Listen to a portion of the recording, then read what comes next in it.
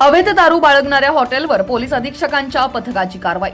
Somnath घारगे police अधीक्षक अहिल्यानगर यांनी विशेष पथक तयार करून अहिल्यानगर जिल्ह्यामध्ये अवैध धंद्यांविरुद्ध कारवाई करण्याबाबत आदेश दिले होते। त्या अनुषंगाने परिवीक्षाधीन पोलीस उपाधीक्षक संतोष खाडे यांनी लोणी पोलीस स्टेशन व आश्वी पोलीस स्टेशन हद्दीत विशेष पोलीस पथकासह पेट्रोलिंग करून लोणी येथील हसनापूर रोडवरील हॉटेल साईसागर येथे लोणी पोलीस स्टेशनचा स्टाफ सोबत घेऊन छापा टाकला।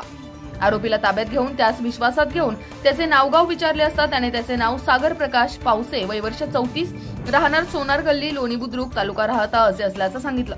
त्याकडे मिळून आलेले विविध प्रकारच्या देशी विदेशी दारूच्या साठ्याबाबत विचारपूस केली असता त्याने तो माल अवैधरित्या विक्री करण्याच्या हेतूने जवळ बाळगला असल्याचं सांगितलं।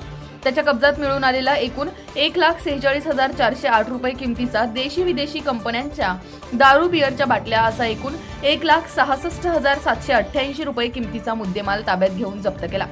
तसेच परिवीक्षाधीन पोलीस उपअधीक्षक संतोष खाडे यांनी विशेष पोलीस पथकासह आश्वी पोलीस स्टेशन हद्दीमध्ये पेट्रोलिंग करून अवैध सादतपूर गावच्या शिवारात लोणी ते संगमनेर रोडवर हॉटेल साईसागर येथे जाऊन छापा टाकला असता आतिश भाऊसाहेब गायकवाड, वय वर्ष 40, यास देखील ताब्यात घेतलाय।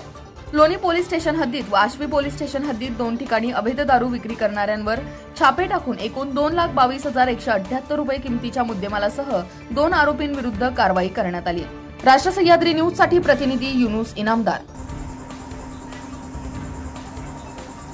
अशाच ताज्या आणि महत्त्वपूर्ण घडामोडींसाठी पाहत रहा राष्ट्र सह्याद्री न्यूज। राष्ट्र सह्याद्री न्यूजला लाईक करा, शेअर करा आणि सबस्क्राईब करा।